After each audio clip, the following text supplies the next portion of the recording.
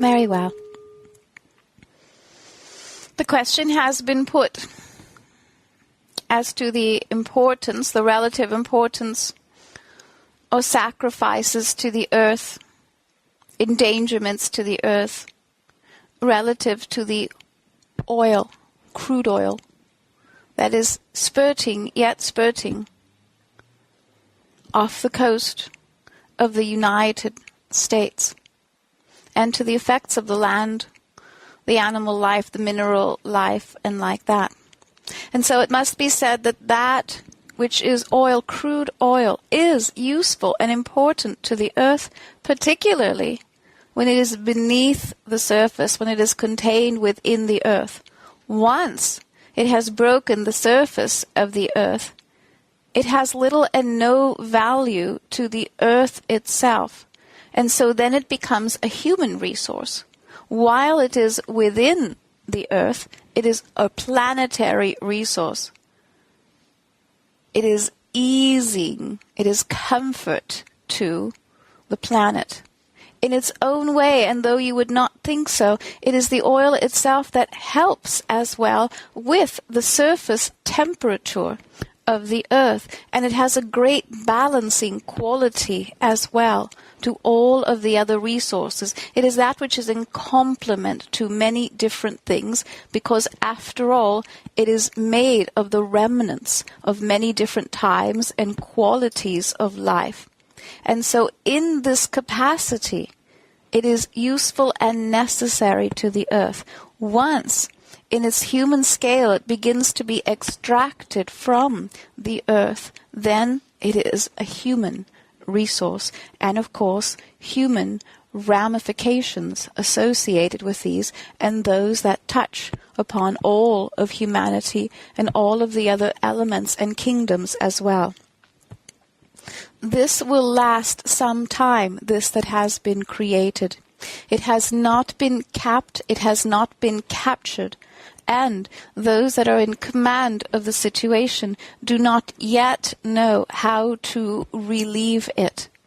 And in their attempts to cap part of it, if they are not careful, it will in some ways spout or create the same situation elsewhere. Now, what created it is that in essence the flow of the oil as it is transmitted, as it is pumped through for human needs and such, that is no longer appropriately regulated. How it is brought forth, in what scale, in what capacity, at what levels is erratic.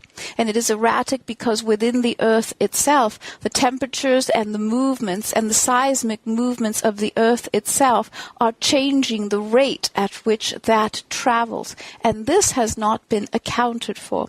And so this created a great deal of pressure in a certain area and in a certain time that could not sustain or manage, or where that pressure could not be calibrated correctly. And so here you have then a movement of grand proportion that now will be a larger operation until a solution can be found for it.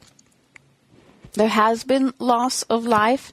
There will be other loss of life yet associated with how to fix the problem. For some solutions that will be arrived at in a hurry to bring about a proper and a quick end to this will also then bring about dangerous activities to some that will offer themselves to the project, or to some of the theories that will come about of how to solve the situation. There will indeed be damage to, as you might imagine, to the elements of the area, to the waters. These waters will be contaminated. They will be carried to more than even a few states of the Americas, and then will make their way to other places as well. And the fumes, the toxic fumes of some of this will also be then lifted into the clouds and will become part of a toxic element within the air quality itself. And so the disaster in the making, in essence, continues. Animal life will be harmed as well, and I will even say to you that because of the movement of the oceans in this way, some of the animal life that has been known to pattern itself and flow itself into these waters will divert itself, will move elsewhere, so that the condition of the fish then, the certain schools of fish will move into other waters altogether than those that they would normally occupy. And so here you have movement, a movement that will in one way and another affect a greater part of the world. Not all of the world, but a greater part of the world. This catastrophe, this falling out, or what you would term it, will be repeated again. This is not the only such occurrence. There will be another occurrence of this kind in another country. Because of the effect of this, the next occurrence will be handled differently, better to the degree that it can be better, but still the oil will spill, and still it will contaminate certain waters, making other waters more precious, more important. And so here the worldwide call to protect resources, to resource the earth, to grant resources their own forms and measures of protection, this will come more to the surface. And you will see that pitting, it will pit in some ways man against corporate man, if you like. It will restructure different thought. And you will see that, as with many subjects today, one law will oppose another law. One lobby will lobby another law. And you will have born another struggle. That struggle will give rise to change and to the protection of certain measures and to certain animals, but you will not see all of this take in the way that you would like to see it take, or as soon as you would like to see it take. In this way, it will bring worldwide attention to an important subject, and to how this subject of how oil and other resources are used or managed or controlled or in some way leveraged in the world. This then changes world economies as well. And so here you see the birth not only of a problem, but in some ways of a solution, of something that begins to move and shift a way of thinking to something away from something else. But first you will see some of the movement then that leaves an unsatisfactory distaste in the elements and the qualities until it moves beyond that. Very well. It has been addressed, and now I will say to you, are there questions relative to this subject that you have that may be answered?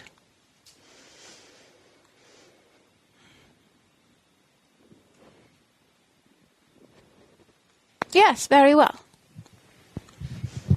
Is there something we need to do to help, to assist, to support? We meaning general, not just me. Not generally in that way, no. However, recognize this is your planet. And you may say it to yourself just that way. This is my planet. And while certainly I do not claim ownership of the planet or the world or its resources, it is nonetheless mine. Now, this is a surprising healing benefit, because you would think, well, what good does that do to say it is my planet or possess it in some way? But it does not do this. In essence, it says, I am part of this planet. But even when you say it is my planet, that is the intention of the world. It says, I care deeply about this and all that the planet thinks and does. It is mine, as if it were mine. You see? And so this does change. It changes how the elements respond to the human kingdom. When you do take ownership or possession of something, why do you do so? Because it is important to you. It becomes more important to you when it is yours. And so it is not your problem, but it is your planet. And how you feel about your planet is and has an almost immediate feeling, healing, blessing to it. So yes. See? Indeed. Yes. This may sound a little far out, but I know that it is possible to have dimensional shifts physically. Is it possible that we can be of assistance to the animals, the birds, the aquatic life, any of that, to bring about a shift into a different dimension while this is being addressed and cleaned up and then coming back? Yes. Okay. Not entirely, because you see, come what may, the animal kingdom belongs very much to the earth.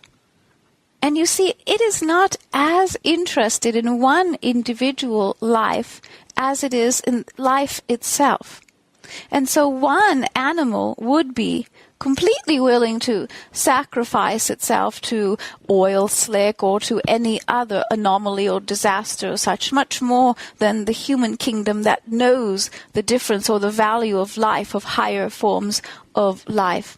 And so the animal kingdom will cure itself because it has a community effect, a cumulative community mind, and it will draw upon that to heal itself through this process, even through the life. And so the word has already gone out to stay away from that area to the very utmost that it can stay away. And of course the very physical signals themselves, be it the fumes and the feel and the texture, and all of this has already moved out, all of this energetically. However, that feel, that environment is a physical environment, and all things that are part of that and all physical environments are affected.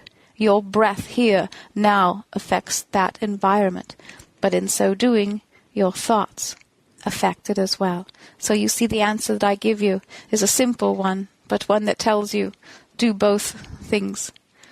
Always what you do is of benefit to the earth. It is always that you are stewards of the earth. And so any thought or purpose that you put, any feeling into the earth is immediately received. Immediately. It does not need to travel from here to there in a plane and say it has arrived. It is an immediate effort in Gaia's ingratitude. Thank you.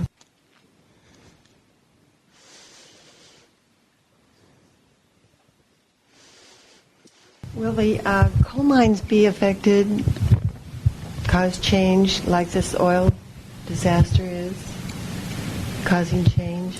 Will the coal mines be affected in that what, sweet one? Will there be change in how they are run and managed? No, not now. Not now, not yet. Because again, those things that humanity, those things that become human resources, humanity demands these now, expects these now, and is not yet finding itself in a solution-oriented nature. It does not say, I will take only this much, and please, please, keep all safe before you deliver to me my monthly usage. Please make certain that all are in compliance or all are in good health. It does not do so. It simply expects what it expects on a monthly basis. And so, not yet. And so first it must be that the value of humanity is raised. Then the value of the human condition can also be raised. And so neither of these have been addressed yet. Humanity is only now beginning to address the need for energy or excess energy. But you see, the only solutions it has arrived at thus far is how to exchange energy credits. I'll take some of yours, you take some of mine, you see, and we will offset it that way. And so it has not yet arrived at a more formal or long-lasting solution, but it will. But in response to your answer, no, the coal mines will yet be the coal mines, both in this country, in the United States, and in others in which they are given this way. And these are only some of the mines that are relatively unsafe. The copper mines are not much different. Neither are the diamond mines or all of those others in which something can be extracted from these.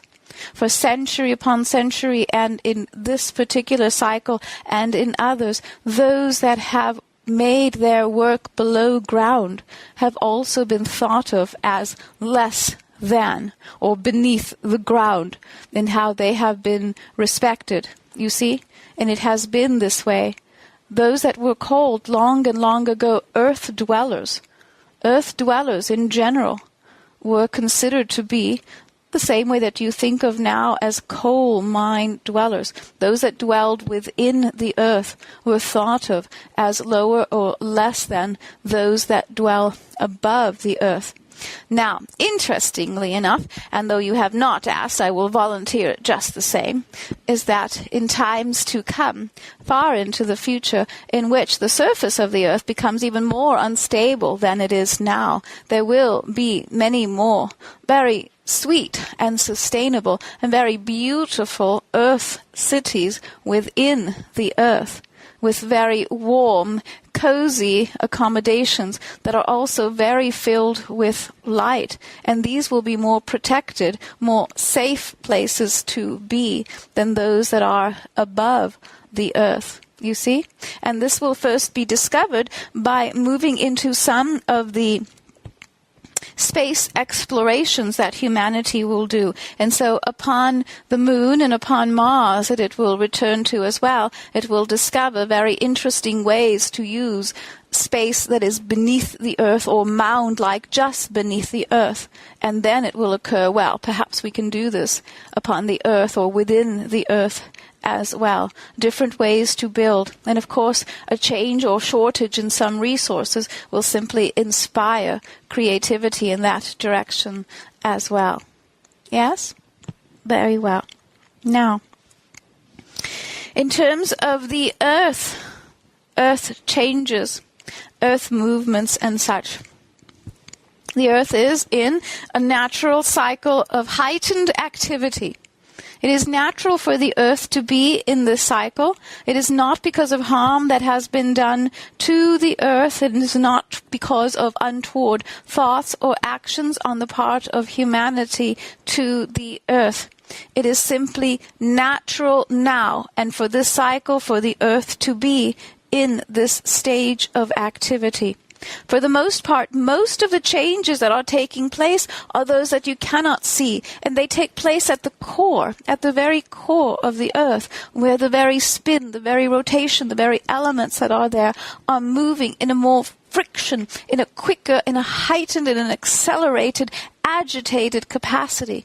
And this creates then waves, fluctuations in sound, that in order to loosen that which has been stuck, in order to move and to accelerate the activity of the earth for humanity's benefit and for the benefit of all that is the earth, this vibration outward and outward from the very core of the earth is jogging loose energy and resources and water and other elements and other possibilities and all of that which can resource the earth, particularly when other sources are limited. This, unfortunately, has the effect of also jogging a bit the plate tectonics of the earth. And so there will continue to be movements of the earth, earthquakes. Many of these will take place at the levels of the ocean, on the ocean floor, all round the earth, particularly off and next to the coast of the Alaskas. Earlier we have spoken then of the oil emergency of the time being. And of course you already know that it has been understood or well into the plans to excavate more oil that is located in, near, and around the Alaskas. This may be put on a very temporary hold, but more than likely not, for although approval of all of this has not yet completely been given, already the plans have been in motion for a very long time. Longer than you already imagine, and so it is already almost taking place beneath your noses, as it would be, with or without the appropriate granting of such rights. This will remain unstable for a time and will more than likely lead to a few other emergencies. Some of these will be averted, others will not. And so off the coast of the Alaskas, the ocean floor there is thinning in certain ways and creating small fissures there. For now, those fissures are allowing just the right appropriate amounts of energy to bubble up or out to the surface, the movements. But if those were also capped or redirected or stunted in some way, then that would create a rift in that part of the ocean that would then move in a variety of different directions and find its way to other parts of the North American coast, as well as other parts of the Eastern European and into the Russian Federation, and there cause their own havoc in that direction as well. The migratory patterns of some of the ocean dwellers will be disrupted or moved in that way as well. And so there will be perhaps some that will lose their way here and there, as they are prone to do during these disruptive cycles as well. And they may benefit by assistance from humanity. If this could be anticipated, then there would be those particular sonars and sound that could direct them in advance elsewhere or through another path. However, that is not seen at this time, as it is likely to occur. It is, however, a possibility. The Earth will continue to make itself known or make itself present in terms of earthquake. We'll say to you that there is another that will more than likely make itself into the southern hemisphere of the South America, and as well there is a small chance of one that will be again into the Russian Federation, yet another movement or two into the Indonesias and the islands that are occupied there, and that may very well trigger the eruption of one of the volcanoes in the Indonesian chain, which I tell you is all full, aware, alive, and active at this time. It is also likely that there is another volcano in the Central American region that is somewhat in questionable danger, if you will call it that, one in the Europe. And so this chain is strong and active now. Of these, there is a small possibility that the great-grandfather here in the northern, the Rainier, is active as well as a possibility, but he is not angry now, I will tell you. He is not angry, and he was quite pacific, as has been seen of late, and so there is not an immediate danger in this area. For the most part, it is the oceans that are active and crackling with energy, and so the Earth continues to move and to reshape itself and to emerge with all of the different constructive resources that it can offer to humanity. There is little that can be done to avert some of the changes, nor is there a reason for the Earth to avert these changes. They are not meant to endanger humanity. And there will come a time where these can be seen, predicted, relative accuracy, so that in its own way humanity will be able to make other choices. And so for now it is very important to remain intuitive, to remain aware of one's environment, aware of the choices that one is able to make, aware of the decisions of where you will place yourself and why. And then do so freely. Place yourself where you wish to be. place yourself freely and safely and securely upon the earth, for one way or another you are fastened to the earth, you see? Gravity makes it so. And so you can direct yourself where you will, and whether you find yourself in a creative moment or a moment of fear, you will walk the same path one way or another. And so you may as well walk that creative path. Now, do you have questions relative to this subject? Anything that is relative to the Earth's consequences at this time is the subject that I offer to you now. Thank you. Considering all that you've said, I'm thinking also of the weather patterns. And what I would like to know is how much effect the HARP program and the spraying of the chemicals in the atmosphere and all of that kind of thing, how much effect does that actually have in addition to what is normally going on or naturally happening? Very well. Approximately 1%. Yeah, surprising, isn't it? Approximately 1%. Now, that 1% is very important. What if we were to say, well, we will obliterate 1% of the population?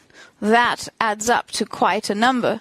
Quite disastrous, you see. And so, yes, it is a disastrous number, but it is 1%. And so humanity's most destructive forces are not truly that significant. Interesting, you see? The earth is able to repair itself, rejoin itself, renovate itself, renew itself in more ways. And so humanity's damaging effects are many, but its healing effects of what it is able to do for the earth as well, in its love, in its compassion, in its companionship for the earth, is able to do quite a bit as well. Now, those that run these particular experiments, those that cause them to be as they are, they will tire. These projects will lose their funding in relatively short order as well, because they are not yielding the results that had been expected, you see. So it is not as much as they will have found their conscience or their heart or like that. It will simply be affecting their pocketbooks a little bit more than what the payoff is. And so then they will make their little attempts here or there or their other concentrations. Interestingly, surprisingly, the economic debacle of one seems to have the rolling rock effect on almost all things, and even to that degree. And so, yes, there is little less to spray and to do, and a little bit less funds to go around in one direction or another. And many will simply tire of that. It is a tiring project to do. It is tiring energetically to those that find themselves in those roles, you see. They will simply tire of it and decide, I just as better spend my time or energy or resources elsewhere. Not as much payoff as they had hoped for. And this will be the case with many such things. Yes? Yeah, thank you. Indeed.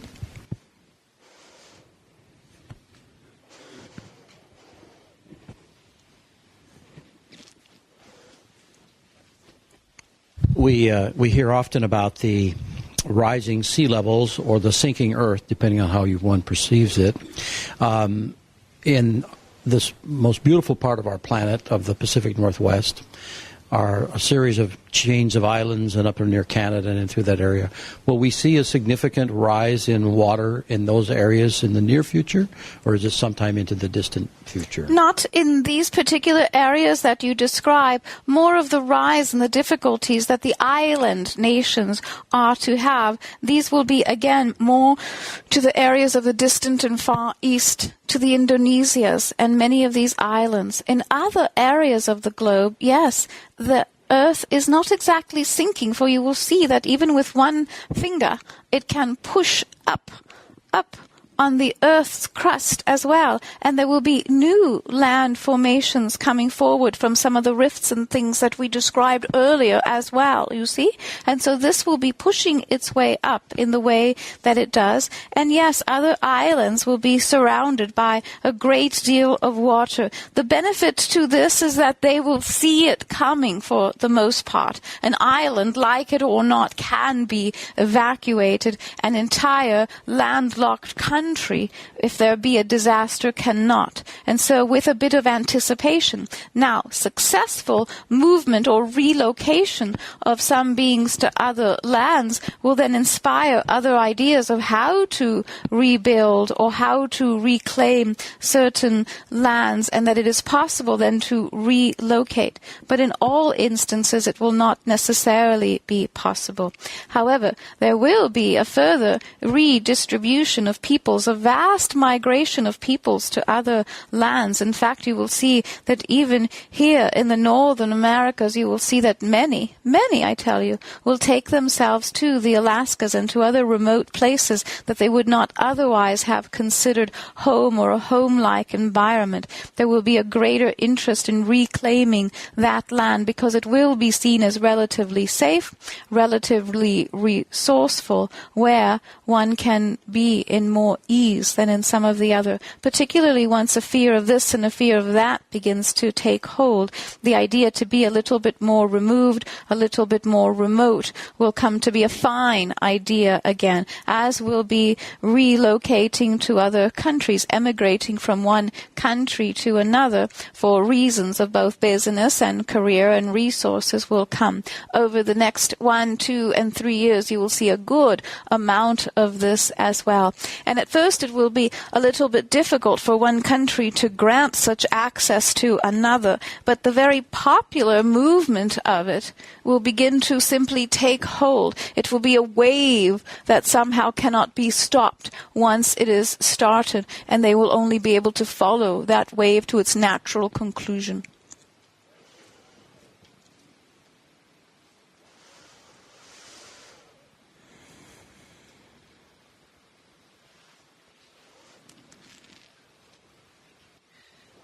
Thank you. Will any of the land masses or portions of Atlantis or Lemura